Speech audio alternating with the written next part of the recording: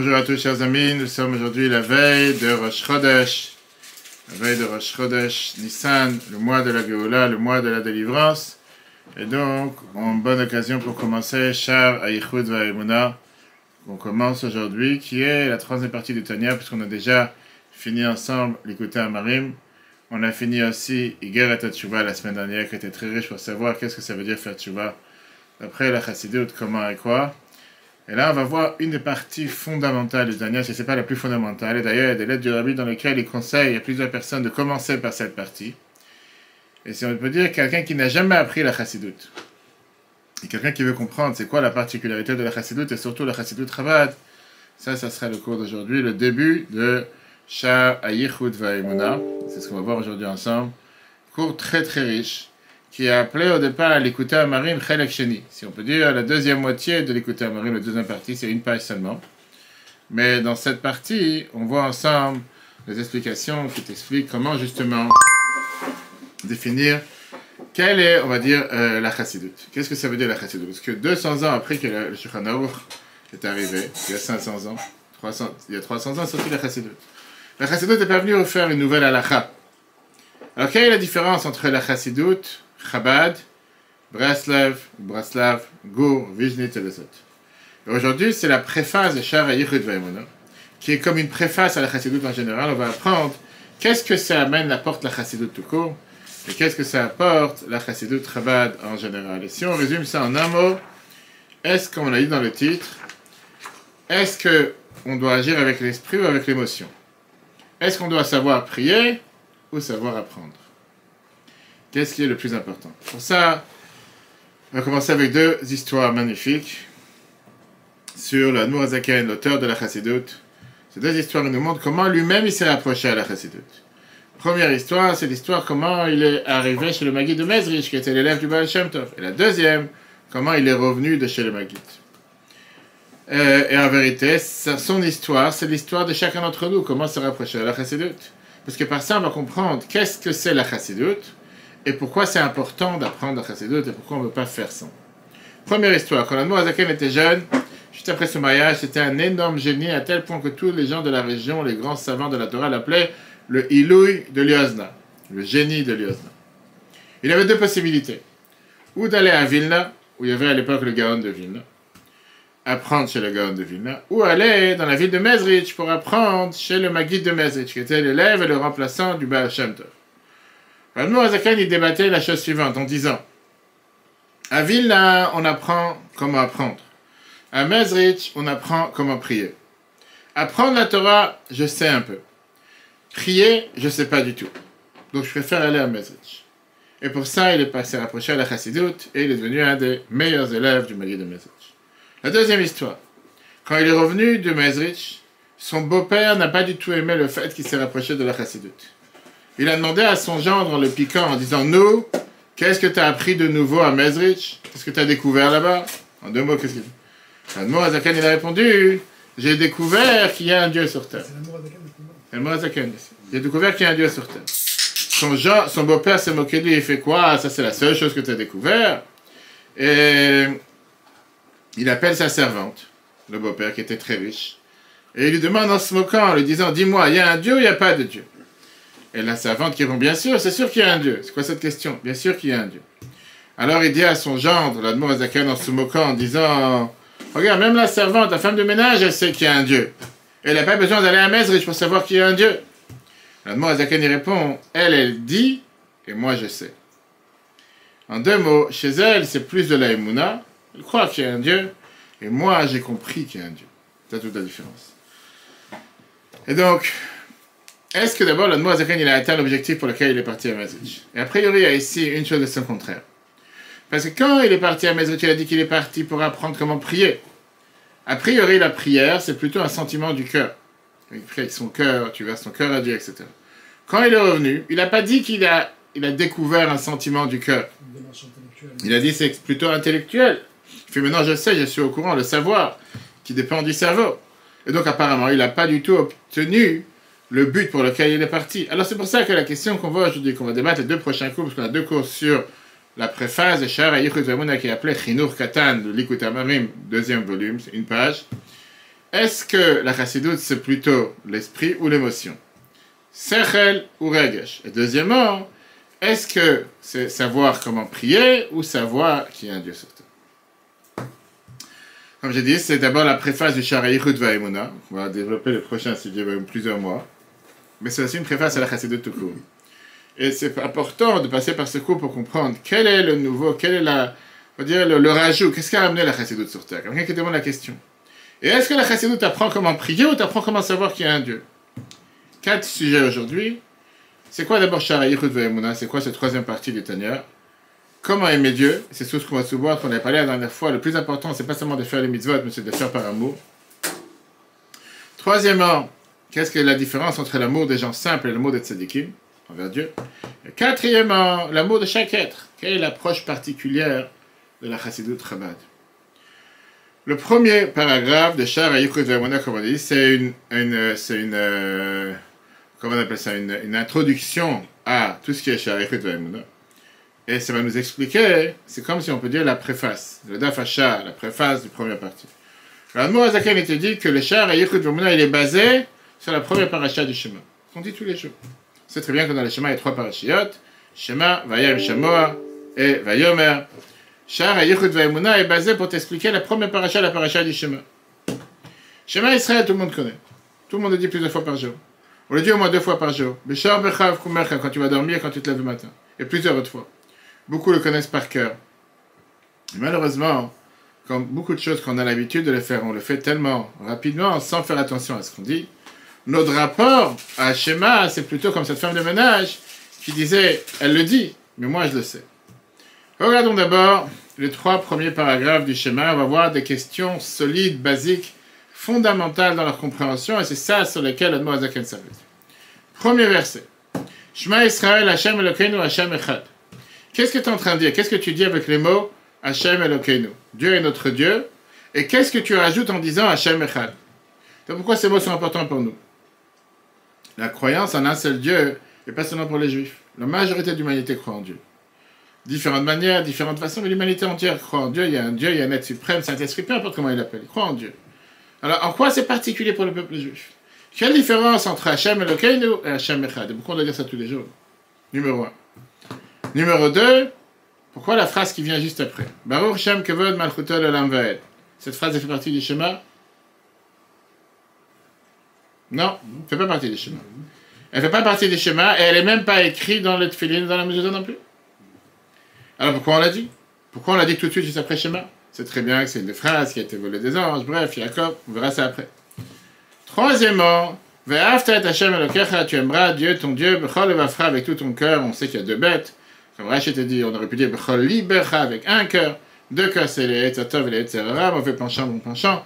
Bechol Nafshecha, avec tout ton âme. Bechol Modecha, avec tout ton bien. Pourquoi il faut aimer Dieu? Et la question est plus grande que ça. Comment tu peux créer et développer l'amour envers Dieu? Alors on a parlé de ça un peu d'un côté Marie, mais ça, c'est ça. Là, on va s'arrêter vraiment sur le solide, comme on dit. Comment créer l'amour et pourquoi il faut aimer? Et qu'est-ce qu'il y a si j'aime pas? Est-ce que je suis obligé d'aimer mon travail? Est-ce que je suis obligé d'aimer ce que je fais? Est-ce que je ne peux pas faire quelque chose parce qu'il faut le faire sans aimer? Quelle est l'obligation d'aimer? C'est pas ta femme, c'est pas un enfant. Parle de Dieu. Et qu'est-ce qu'il y a s'il ne faut pas aimer? Dieu il a dit, il faut mettre les tefilines. Je vais les tefilines, il faut faire Shabbat, il faut faire Pessah, j'ai fait Pessah. Pourquoi aimer? Où c'est écrit qu'il faut aimer? Et là, c'est pas juste une phrase dans laquelle on te dit, si tu veux, on te dit, tu dois, c'est presque un ordre. Ve'afta, tu aimeras. Tu n'as pas le choix. Et si j'ai pas envie? Si j'aime pas? On va développer ça aussi. Ok. Il y a encore 2 autres questions qu'on peut poser. On peut poser des... On verra ça dans les prochains, tous les prochains chapitres. Mais une autre question, c'est et seront ces paroles-là que je te donne aujourd'hui sur ton cœur. Qu'est-ce que ça veut dire? Après, on a les 2 brachot avant le Shema. Quel rapport avec la bracha de Yotzer et Ahavat Olam avant le Shema? À tel point qu'ils ont été appelés brachot kriyat Shema. Dans le Shulchan Aruch, c'est appelé les brachot qui préfacent le Shema. La bracha Yotzer ou Borei Chosher, que Dieu a créé la lumière et créé l'obscurité. Quel rapport avec Shema? Tu n'as pas voulu dire autre chose? Et quel rapport avec Ahavat Olam, que Dieu nous aime, un amour éternel, etc. On a parlé de ça plusieurs fois dans le côté Amarim, que ça développe et ça fait en sorte que si Dieu t'aime, automatiquement tu es amené à l'aimer. On a vu ça dans les cours précédents, qu'on peut revoir sur etora.fr. Mais là, on va s'arrêter sur le lien, on aurait pu éviter ça.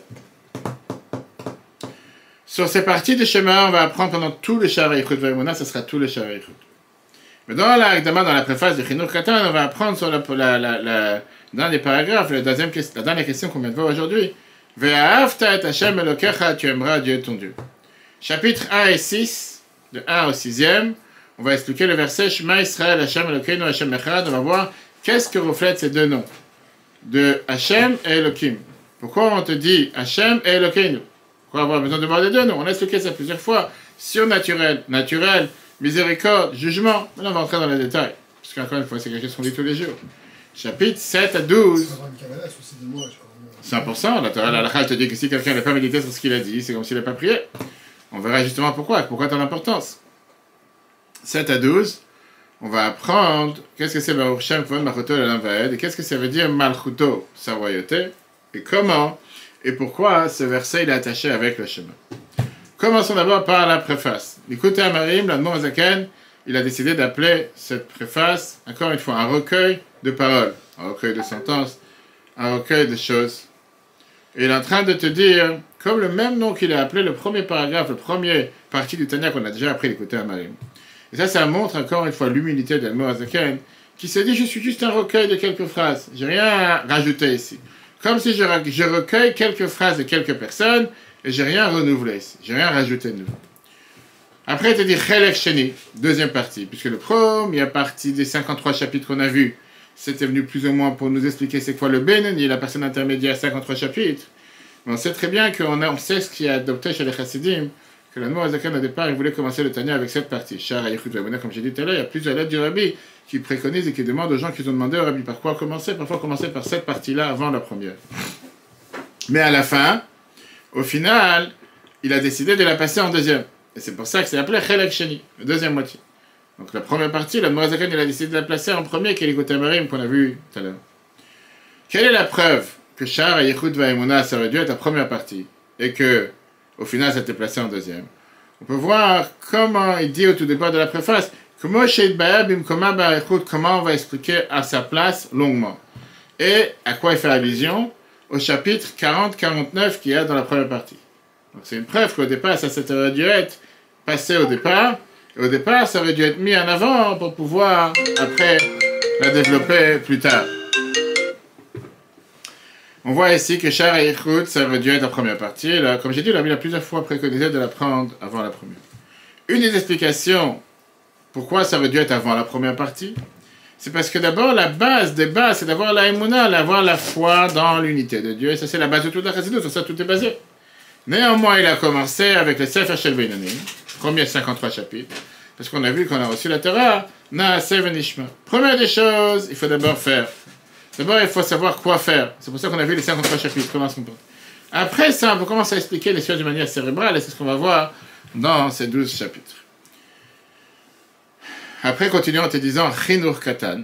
Chinuch Katan, c'est la base, c'est la partie de cette préface qui est appelée une petite éducation, mais c'est surtout, on va voir, un rapport avec Hanoch Lanoah, comme il explique, le fameux verset de Shlomo Melech, éduque un enfant, Alpi Darko, d'après son chemin. On verra c'est quoi, qu'est-ce que Shlomo Melech fait allusion à ça.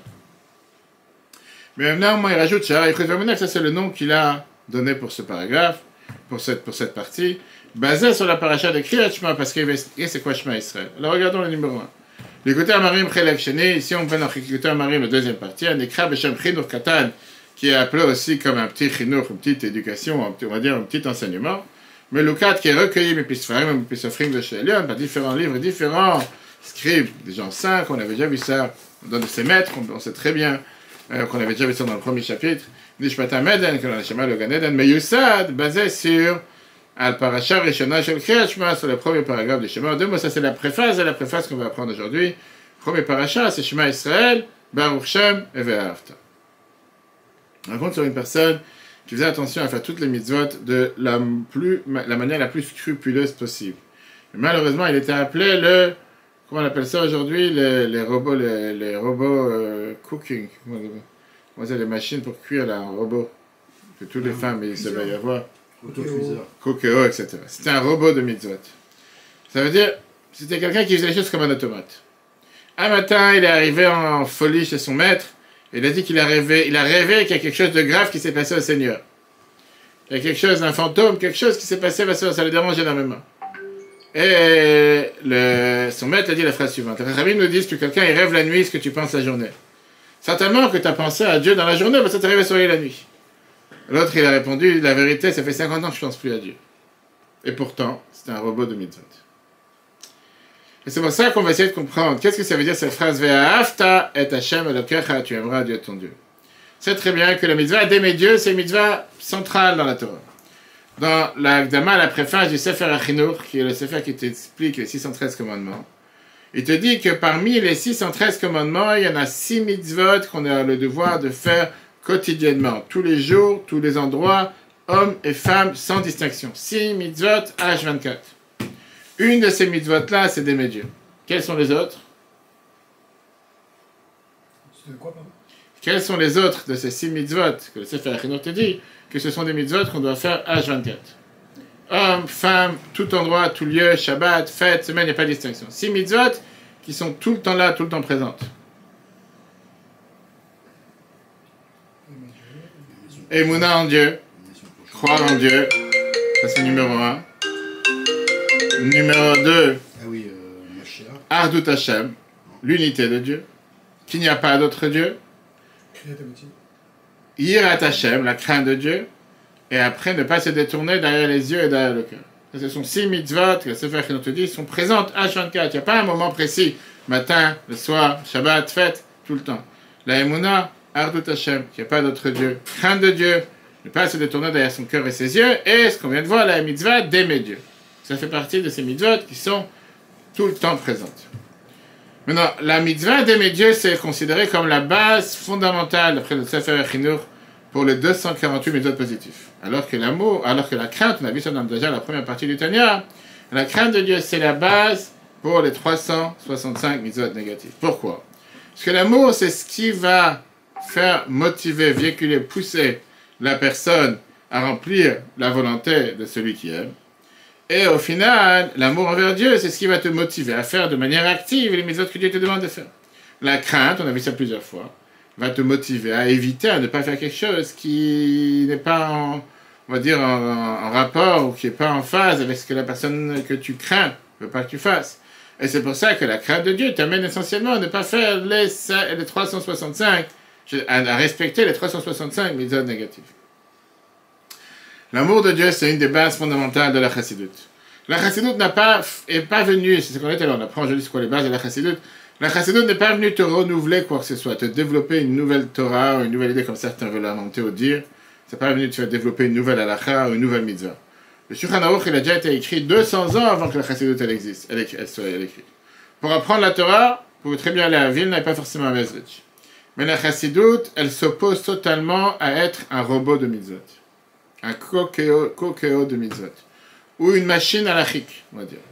Parce que quelqu'un qui fait tous les mitzvot de manière technique, sec, parce que j'ai pas le choix, ce qui est très répandu aujourd'hui en Israël avec les gauchistes ou avec les laïcs qui te disent on veut pas de kfiyat datit, on veut pas être forcé à la religion.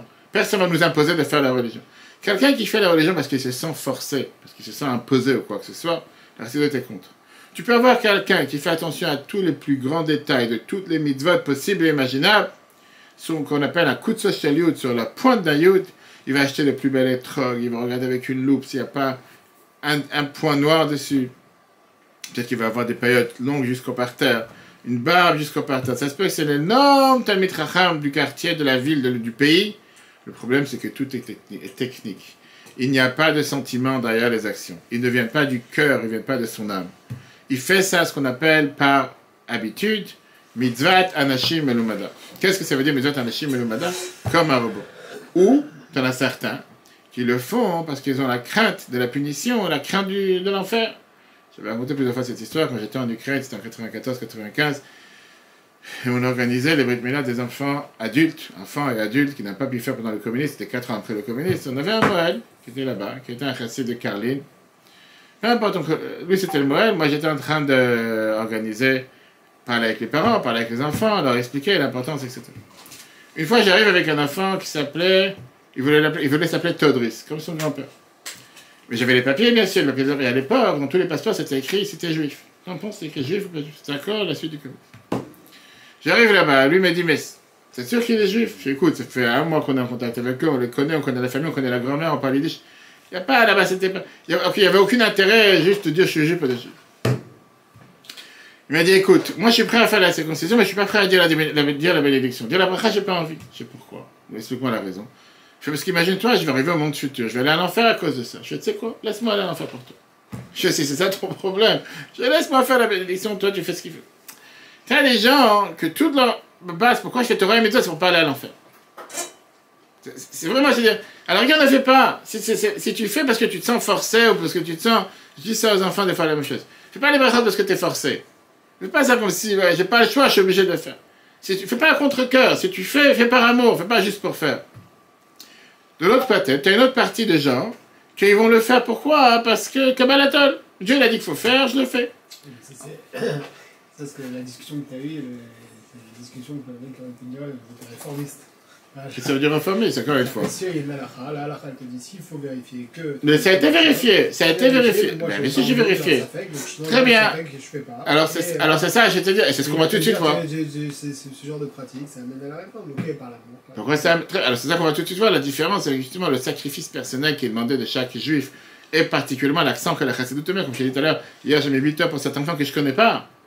Et le fait que des fois quelqu'un va dire ah non, si ça me dérange mon emploi du temps, ça me dérange mon train de vie, ça me dérange mon minyan, ça me dérange mon cours, ça me dérange mon bien-être personnel, pourquoi j'irais faire un sacrifice pour l'autre? Et la chassidoute vient et te dit non, ça je te mettre à 4 pattes pour l'autre, ça je te mettre. Viens la chassidoute, elle te dit comme ça. Faire les mitzvot, ça doit venir d'un monde profond. Servir Dieu, ça doit être avec un sentiment d'amour pour Dieu. C'est seulement comme ça que tu vas réussir à faire les mitzvot avec joie, avec enthousiasme, en étant attaché à Dieu. En 2 mots, avoir cette lumière, cette chaleur, cette vitalité, cet enthousiasme à servir Dieu. Et c'est pour ça que l'Admor Azakan il est parti à Mezrich. Pour apprendre comment prier. Qu'est-ce que ça veut dire pour comment prier? Dire les mots, chacun les dit. Pour faire rentrer un sentiment dans le service de Dieu. Qui est cet engouement, cette passion. Je ne veux pas juste les choses pour le faire. Alors tu vas me dire, quoi, sans la chassidoute, on ne pouvait pas le savoir. Sans la chassidoute, il y avait personne qui aimait Dieu. Il fallait que la chassidoute arrive à 300 ans pour développer cette manière de servir Dieu avec amour. N'importe quelle personne qui fait la Torah et les mitzvot depuis des milliers d'années, il dit la phrase Ve'afta et Hashem Elokecha. C'est écrit dans le Sido. Ça fait 2000 ans qu'on a le Sido. Depuis les gens de la grande assemblée après la destruction du temple, on n'a pas attendu que la chassidoute arrive pour te dire qu'il faut aimer Dieu. Sans la chassidoute, il fallait aimer Dieu. Le problème, il est que tu as beaucoup de gens qui pratiquent la Torah et les mitzvot qui ne savent pas quoi faire avec cette phrase. C'est comme la phrase de la femme du ménage tout à l'heure qui a dit elle sait, elle dit et moi je sais. Il lit ces mots et il passe à côté. Maintenant, parce que ces mots, ils te disent clairement quoi faire. Quand tu lis le texte, qu'est-ce qui se passe après? Tu vas éduquer tes enfants, les envoyer dans des écoles juives, fais du bar tabac, parler des paroles de Torah, et pour ça on va à un cours. Ou que tu continues, mettre des tefilines sur la main, sur la tête. Il faut les acheter dans un magasin. Ou que tu dois mettre des mezuzot. Et donc, on va dire, les directives sont claires.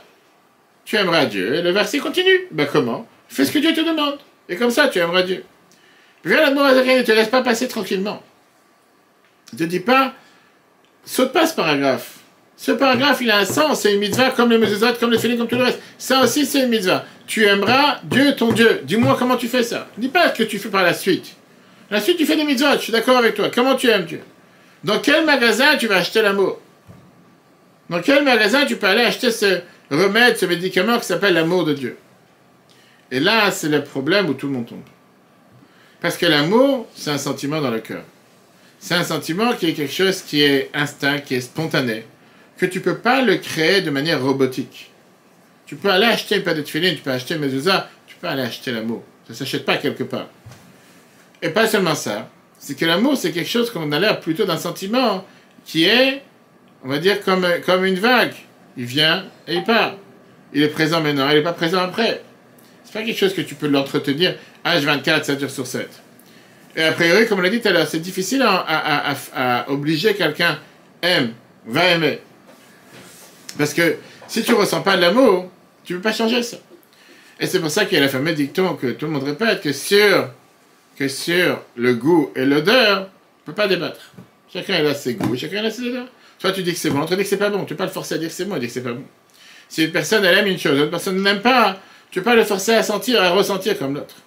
Si ça, c'est vrai par rapport à l'amour entre humains, à plus forte raison par rapport à l'amour envers Dieu.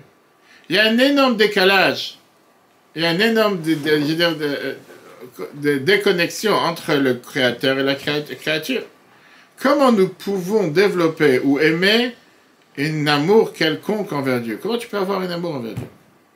C'est beaucoup plus facile d'avoir un sentiment de crainte, parce que tu comprends la séparation, le décalage qu'il y a entre toi et Dieu, c'est beaucoup plus facile. Mais comment tu peux sentir un amour? Un amour avec quelque chose que tu ne connais pas, tu n'as pas vu. Un amour entre nous et Dieu. Cette question, elle se renforce encore plus avec un autre verset. Qu'est-ce qu'on dit juste après? La sota, la hava et Hashem. Moshe Rabbeinu, il te dit que par ça que Dieu t'a donné le devoir de faire les mitzvot, faire cet amour pour Dieu. Tu crées ces sentiments d'amour envers Dieu. Comment tu peux faire ce sentiment? Comment tu peux faire en sorte que, maintenant je vais aimer. Maintenant je me mets en mode aimer. Et tout à l'heure, non. Qu'est-ce qui a fait que tu t'es mis en mode aimer? Alors, une question que chacun doit se demander. Quand est-ce que j'ai senti un amour envers Dieu? Ce matin, hier soir, demain. Parfois, tu peux ressentir un sentiment de remerciement. Parfois même, un amour envers Dieu après quelqu'un qui a eu un grand miracle ou une énorme providence divine de quelque chose de particulier. Il y a une fameuse phrase qui est écrite dans la Gemara que je me l'ai rappelé plusieurs fois. Derrière les actions, les cœurs suivent. Qui veut dire, plus tu fais quelque chose envers quelqu'un, plus tu développes cet amour envers une personne. Plus tu vas acheter des cadeaux envers une personne. Plus tu vas faire quoi que ce soit envers une personne que tu aimes, plus automatiquement tu vas faire en sorte que cette personne va pouvoir aimer. Plus tu agis envers cette personne, plus la personne va aimer. Ça arrive en fonction des actions. Très bien. Donc on te dit d'abord, fais les mitzvot. Et grâce aux mitzvot, tu vas développer un sentiment d'amour. Je viens à l'Admour Azaken et te dis, non, j'ai pas envie de faire les choses à l'envers. J'ai envie de faire les choses à l'endroit. Je veux dire, j'ai envie de faire de manière organisée, ordonnée. De développer ce sentiment d'amour en commençant par le cerveau, l'amour et après l'action. Quand l'amour ne passe pas, ou quand le sentiment ne passe pas, parfois il faut passer à l'envers, 100%. Parfois il faut d'abord faire. N'attends pas de faire avant d'aimer. Et donc c'est connu la réponse de l'Admour Azaken à un de ses disciples qui s'est plaint en disant j'ai pas de sentiment dans le service de Dieu. Et il lui a dit, c'est écrit dans les versets Veisha achat min shebnei Anvim, que avec la fameuse histoire avec une des femmes, une femme des femmes des prophètes qui avait besoin, qui lui a dit Kli reiki matamiti, ne vient pas avec des pots vides, avec des vases vides, en disant faire une action sans sentiment, automatiquement ça va réveiller les sentiments et grâce à ça tu vas pouvoir agir et après faire en sorte que tu vas avoir un sentiment. Mais là, le Moazakh dit, ça c'est le sens inverse. Moi, je te parle dans le sens normal. Comment développer cet amour? La question, elle est comme ça. Pas tous les jours tu as un miracle, pas tous les jours tu as la providence divine, pas tous les jours tu as un enfant, pas tous les jours tu te maries. Mettons ça de côté, là tu ressens, tu es en extase, tu es en amour, tu es face au côté, peu importe. Mille et une raisons. Waouh, j'aime Dieu, j'adore Dieu, c'est magnifique. En temps normal, quand il n'y a pas tout ça. Un simple mercredi, veille de Rosh Chodesh Nissan, il fait gris, il fait noir, il pleut, il fait froid. Comment développer un sentiment d'amour? Et ça, c'est la question que le Moazakh nous demande ici. Comment la Torah t'a donné un ordre de développer un sentiment du cœur vers Hafta et Hashem Elokecha? Et ça se peut même que ça, c'est la question que le Moazakh s'est demandé avant d'aller à Mezrich. Il s'est dit que il ne sait pas comment prier. Qu'est-ce que ça veut dire, il ne sait pas comment prier? Il ne sait pas comment dire les mots du Siddur. Il parlait du sentiment qu'il y a derrière la prière, avec le kavanot du Harizal, bien sûr, etc. C'est dire comment arriver à développer ce sentiment d'amour et d'attachement envers Dieu avec la prière. Et pour ça, il faut aller à Mezrich, qui veut dire, pour ça, il faut apprendre la Chassidut, tout court. Le Moazakh lui demande une question, une autre deuxième question, qui a l'air comme quelque chose qui est totalement différent, mais en réalité, elle est aussi attachée avec l'amour de Dieu. Et ça, c'est une question que Shlomo HaMelech a dit dans Mishlei, chapitre 22, verset 6. Chanoch lanar al pi darko, gam ki yaskin laso mimena. Traduction basique, c'est quoi? Éduque un enfant selon son chemin. Quand il va vieillir, il ne va pas laisser tomber ce qu'il a appris quand il était jeune. Ça, c'est basique de basique, ce qui ne veut rien dire. On verra à la fin comment. Il te renverse toute explication, c'est pas. Allez, l'explication du rabbi qui te dit Chanoch lanar al pi darko, qu'il faut éduquer chaque enfant selon sa façon, pas deux frères de la même manière, pas de ça de la même manière. Mais c'est pas le sujet. Chanoch lanar, qu'est-ce que ça veut dire éduquer un enfant? Ça veut dire que tu dois mettre un enfant, lui inculquer des valeurs importantes. Et ça, il faut commencer depuis l'âge le plus jeune. Et comme ça, cette éducation que tu as essayé d'inculquer à cet enfant depuis l'âge le plus jeune va rester ancrée chez lui, dans son âme, Donc, même quand il va grandir, etc., ce qu'on appelle dans la Gemara, Girsa de Yankuta, ce que tu as appris quand tu étais jeune, ça reste gravé dans la mémoire. Alpi d'Arco, on apprend de ça qu'il faut adapter l'éducation à chaque enfant, à la personnalité de cet enfant, sans le comparer aux autres enfants. Les autres, ils font très bien. Pas des autres, on parle de toi. Quand tu adaptes l'éducation en face à cet enfant, là, il y a la chance d'avoir la clé de la réussite dans l'éducation, et que quand il va grandir, il ne va pas rejeter cette éducation. Au contraire, il va garder. Maintenant, quand on te dit les filles d'Arco d'après sa manière, c'est pas seulement d'après le caractère spécifique de cet enfant, mais c'est aussi le fait que c'est un jeune enfant. Mais c'est surtout, pas seulement un jeune enfant, c'est aussi ça peut être aussi un adulte, pas forcément pas un jeune enfant. Comme Rambam dans l'Ichot Teshuvah, chapitre 10, te dit qu'il y a une différence, comment tu éduques un enfant, un adolescent, comment tu éduques un enfant adulte. Au départ, tu vas éduquer un enfant chez l'Olishma. Qu'est-ce que ça veut dire chez l'Olishma? Pour recevoir un cadeau. Tu vas des bonbons, après des jeux, après de l'argent. Rambam te dit comme ça. Et quand il va grandir, tu vas l'éduquer à faire les mitzvot par amour. Pas pour recevoir un cadeau en 2 mots. Comme on dit, quand tu grandis, tu comprendras. Pour l'instant, tu ne comprends pas, alors je te donne un jeu, je te donne une récompense, je te donne une surprise, et comme ça, tu vas faire les brachot, comme ça, tu vas faire schéma. Et après, avec le temps, tu vas comprendre pourquoi il faut le faire. Viens, la Gemara Zakenet te dit, si c'est comme ça, si c'est le fils d'Arco, d'après la manière de cet enfant, d'après le critère de cet enfant, d'après le caractère de cet enfant, ça veut dire que c'est pas vrai. C'est-à-dire que l'enfant et Dieu, ça fait 4. Il n'a absolument rien à faire de Dieu. Lui, il veut la sucette, il veut le gâteau, il veut le jeu, il veut la PlayStation, ce que tu veux. Il n'a rien à faire de Dieu. C'est-à-dire, tu es en train de mentir. C'est comme si tu donnes à l'enfant un niveau d'éducation qui est adapté à son niveau et pas plus. Tu ne lui demandes pas la vérité. Pourquoi il prie maintenant? Parce qu'il faut prier? Non. Il prie parce que tu lui as promis un gâteau, un cadeau. Ça veut dire que, il t'aurait dû dire, le verset aurait dû dire, Gam kiyas ki mimena. Quand il va vieillir, il va partir de cette mode d'éducation. Parce que c'est pas la manière que tu veux que l'enfant continue comme ça toute sa vie. Tu dis clairement, ça c'est pour l'attirer, pour qu'au départ, il commence à faire les choses comme il faut, et qu'avec le temps, il développe. Mais si tu l'as habitué pendant 10-15 ans à faire les choses pour un but, ou pour une raison, ou pour un cadeau, pour quoi que ce soit, comment tu veux qu'un jour il change? Non, maintenant je vais les faire par amour. J'aime le jeu, j'aime pas Dieu. Laisse-moi tranquille, j'ai pas besoin. Comment tu peux faire en sorte que quand il va grandir, il va pas rester avec ce même niveau qu'il a eu quand il était un enfant? Quand il grandit, on doit lui dire la vérité. Alors pourquoi je te m'amène qui te dit Gam kiyaskin lo yasomi mena, que même quand il va vieillir, il va pas arrêter de ce chemin qu'il a appris quand il était jeune. C'est faux. On a dû dire le but c'est que quand il grandit, il se déconnecte de cette manière qu'il a appris quand il était jeune. Qui ne soit pas la même manière. Comme si que quand il a grandi, quand il a vieilli, il a toujours besoin d'avoir la même manière d'agir que quand il était jeune. Pas possible. Si on rattache ça avec la première question qu'on a vue, l'amour de Dieu, la question elle est, mais non, qu'on a compris que l'amour pour Dieu, l'amour envers Dieu, c'est la base de toutes les méthodes positives. On comprend qu'une des bases fondamentales qui est demandée à chaque parent envers les enfants, c'est d'éduquer un enfant d'aimer Dieu. Parce que si un enfant ne développe pas ce sentiment d'amour envers Dieu, comment tu veux que quand il grandit, il fasse ce que la Torah demande de lui? Tu n'as jamais parlé de l'amour de Dieu. Tu n'as jamais parlé que Dieu il est content de ce qu'il fait. Et donc la question, elle est comment tu peux développer ce sentiment d'amour envers un enfant? Qu'un enfant développe ce sentiment d'amour envers Dieu. Et est-ce que tu peux l'éduquer pour aimer Dieu? Et si oui, comment? Et ça, c'est toute la question que la Mourazakin va développer ici dans la Chinuch Katan, dans l'écoute à qui veut dire, essayer de faire comprendre qu'est-ce que ça veut dire aimer et comment aimer. Très bonne question.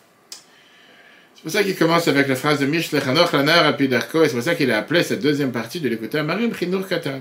Parce que d'abord, il te demande la question qu'on vient de voir. Qu'est-ce que ça veut dire Gam Kiyas qui ne yasomi maintenant? Qu'est-ce que ça veut dire que même quand il va vieillir, il ne va pas partir de ce chemin-là? Et il t'explique, puisque la mitzvah d'amour envers Dieu, c'est la mitzvah base fondamentale de 248 mitzvot positives. La mitzvah d'éduquer inclut aussi le fait d'éduquer un enfant de faire les mitzvot positives. Et donc, s'il faut l'éduquer à faire les mitzvot positives, automatiquement, il faut l'éduquer à aimer Dieu, puisque c'est la base pour faire les mitzvot. Il amène le verset qui est écrit dans Ekev. Asher anachim etzavé etrem la asota, le ahava, que je vous ordonne pour le faire, pour aimer. Et il t'explique comment le faire est en contact avec aimer un sentiment du cœur. Regardons le texte. Je te m'amène à te dit. Tu dois éduquer un enfant à pédar que d'après sa façon, d'après sa manière. Gam ki yaskin même quand il va vieillir, il ne va pas quitter ce chemin qu'il a commencé à apprendre quand il était jeune. Mais dire-t-il, puisque c'est écrit dans le verset Alpidar, d'après la façon de cet enfant, Mashma de l'âge déduit, Shein de Rechaim et Lamito. C'est pas le vrai chemin. En 2 mots, c'est faussé. Vimken, si c'est comme ça, Maïma Aluta, quel est l'avantage? Chez Gam Kiyas Ken et Asumi maintenant. Quel est l'avantage que quand il va partir, quand il va quitter l'enfance, l'adolescence, il ne va pas partir du chemin qu'on l'a appris quand il était jeune. Si on s'est connu, Kishor, Shavadat Hashem, c'est quoi les bases du service de Dieu, veillé sur la terre? C'est l'amour et la crainte de Dieu. Aïra, la crainte, c'est Shoresh, c'est la base, comme on l'a vu tout à l'heure, pour s'éloigner du mal. Les 365 mitzvot négatives. Ve'ava et l'amour, c'est la base de 27 heures de faire le bien. Ve'kiyum, comme mitzvot asedora et de Rabbanan, de faire toutes les mitzvot positives de la Torah et de Chachamim. Moi, je sais même comment, comme on va expliquer en 100 places. Mitzvot achinour, le mitzvot d'éduquer un enfant. Et gamken, c'est aussi de l'éduquer, de faire les mitzvot à ces mitzvot positives. Moi, je sais comme c'est écrit dans Shulchan Aruch. Ora Chaim Siman Shin Mem Gimel 343. Veine, je dis maintenant, Be'av active, dans l'amour, c'est écrit à la fin de Parasha Ekev. Asher Anochi Metzavcha Etrem La'asota, que je vous ai ordonné pour faire. La Hava et Hashem pour aimer Dieu. C'est la ville, le mot Azeret te demande la question, il faut comprendre. Er Shaykh Lashon Asiya, comment on peut faire Gabé Ahava Shebelev? Qu'est-ce que ça veut dire? Faire les mitzvot. Quel rapport il y a avec l'amour, un sentiment du cœur? On a commencé tout à l'heure avec les frères d'Admour Azaken, qui est parti à Mezrich pour apprendre comment prier. Et là, on va voir justement l'énorme différence qu'il y avait entre la prière du Maguid de Mezrich, la du Baal Shem Tov, et la prière d'un autre Talmid Chacham, qui savait comment apprendre, mais ne savait pas comment prier. Une fois, le Chacham, il est arrivé chez le Maguid de Mezrich, qui était un de ses amis, avant qu'il se rapproche du Baal Shem Tov. On lui a dit, écoute, tu vas rencontrer le Maguid, il faut attendre qu'il termine de prier. Il attend 1 heure, 2 heures, 3 heures. Le Maguid, il continue à prier. À la fin, le Maguid, il a terminé de prier. Donc, ce Chacham a dit au Maguid, je ne comprends pas. Moi aussi, j'ai prié avec les kavanot du Harizal. Moi aussi, j'ai prié avec toutes les intentions que le Harizal a écrites dans la Kabbale qu'il faut prier. Et ça ne prend pas tellement de temps. Le Maguid lui dit, qu'est-ce que tu travailles? C'est quoi ton métier? Il lui dit que moi, de temps en temps, je vais à ce qu'on appelle à la foire de l'exposition, à Leipzig, et j'achète du matériel, j'achète des produits. Ma femme vend ces produits, cette marchandise que j'achète dans mon magasin toute l'année, comme ça je peux rester, apprendre, prier. Le Maguid lui dit, je ne comprends pas. Le voyage, ça te prend plusieurs semaines. Et en attendant, tu perds ton temps. Est-ce que c'est pas mieux que tu restes à la maison et que tu médites et que tu réfléchis, tu te fais un film, tu vois comme à la villa de la cité des sciences.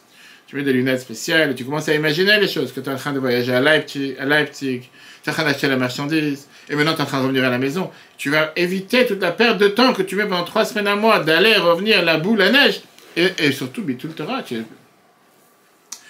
de perdre de temps d'étudier la Torah. Cet ami du Maguid, il dit au Maguid de Mezrich, Reber, il s'appelait Dov, il s'appelait pas.